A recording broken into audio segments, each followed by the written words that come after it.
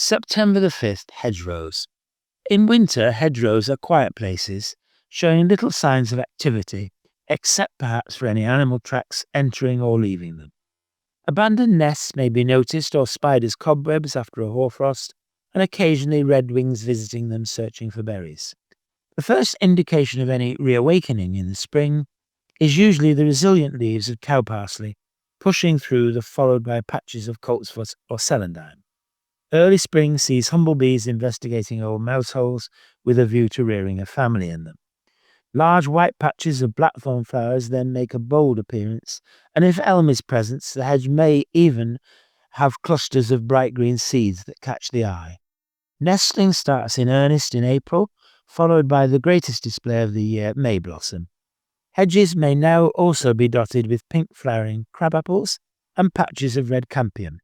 From April onwards, a succession of white umbellifers continue until late summer, each one attracting different insects to their umbels.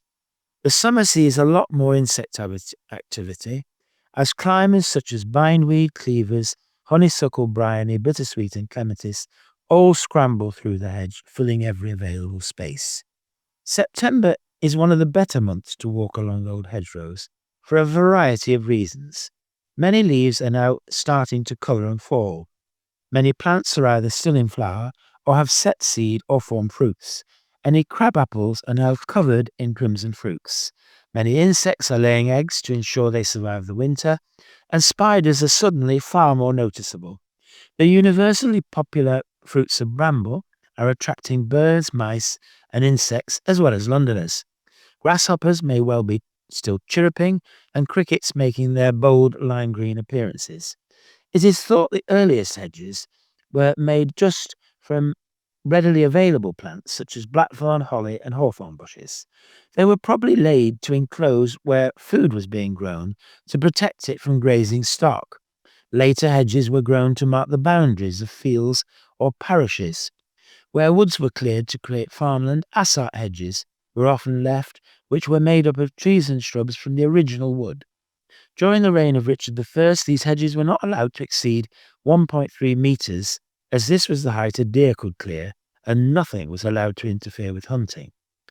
The remains of any hedges we see crossing open fields probably once enclosed a long-gone wood. They are called ghost hedges. The two great periods of hedge building were from the mid-15th century to the end of the 17th century, and from the mid-18th century to the early 19th century. It was the Enclosures Acts of the second period which are largely responsible for any field patterns that we might see today. Hedgerows in central London are now largely degraded or destroyed, but there are 30 kilometres of rural hedgerows still left in the borough of Brent. Uppermost among these are those in the Fryne Country Park, where the field patterns have remained largely intact since the 16th century. Some of these hedges are believed to be 700 years old, complete with their original ditches and lynchets. Totteridge Fields in Barnet is also worth visiting. This is another small area left of traditional English pastoral landscape, with its tall hedges including a good number of crabapples, as well as dogwood and wild service trees. A well-used way to estimate the age of a hedge is to walk several 30-yard sections, counting the number of different trees and shrubs present in each section. The average number is believed by many to be the number of centuries the hedge has existed. For example, 10 different species would indicate a 1,000-year-old hedge. There are unfortunately a number of factors that can interfere with this simple rule, especially any later interference or management by man.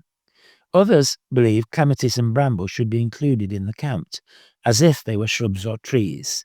Many believe the presence of field maple indicates a hedge is definitely over 400 years old, and the presence of spindle over 600 years. Either way, these methods still give a rough indication of age. Old hedges also have a distinct look. They usually include a lot of different plants, especially native trees and shrubs, including some rarities. More often than not, they are dense, especially at their bases, and unexpectedly wide. At this time of year, they are also usually very much interconnected, with few gaps or breaks, and often with a ditch or a bank nearby. Typically, they contain oak, elder, blackthorn, roses, brambles, and hawthorn. Ash, lime, willow, and hazel tend to be found less often. The presence of elms often tells us a little more. Individual elms can live up to 500 years. However, the English elm, Ulmus procera, suckers easily, and so the presence of an individual tree might remain in a hedge via its suckers for many more centuries. This leads to discrete, isolated clones, all with slightly different characteristics. The wych elm, Ulmus glabra, does not sucker but commonly sets seed. Even so, most of these found in London hedges have been planted there, and a few specimens are likely to be found which are growing there naturally. Dutch elm disease then came and virtually wiped them all out. The huge standard trees that used to tower over old boundary hedges are especially missed. Hedges also attract a wide variety of mammals, for example, mice, voles, shrews, stoats, weasels, rabbits, hares, hedgerows, badgers, and foxes. Many people only ever see a stoat or weasel as it dives out of a hedge and runs across a road. A wide variety of birds also use hedges when nesting, especially garden birds and finches. In outer areas, this list may include less common birds such as linnet, whitethroat, yellowhammers, pheasants, and even partridges. In late September, it is well worth examining any old moss-covered banks associated with these ancient hedges. These are greatly prized by field mycologists, where they often find rare fungi and favourite edible species such as pied de mouton and chanterelle. One plant that always surprises when found on a hedge bank is orpine, Sedum telephium. It is similar to its popular garden relative, the ice plant, Sedum spectabile, widely planted to attract butterflies. We don't expect succulents to grow in hedges, so there has always been questions as to whether or not it's native. Gerard in the 16th century tells us it grew plentifully in the wild.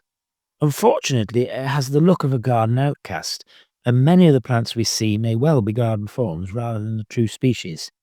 Being so fleshy, it has a great capacity to remain fresh long after it has been picked, and even when deprived of water. For this reason, herbarium specimens used to be boiled before they were mounted to stop them continuing to grow inside the herbarium. Traditionally, it was picked today, Michaelmas Day, as there was a popular belief that if it remained green until Christmas, the occupants of the house would be protected from becoming deranged.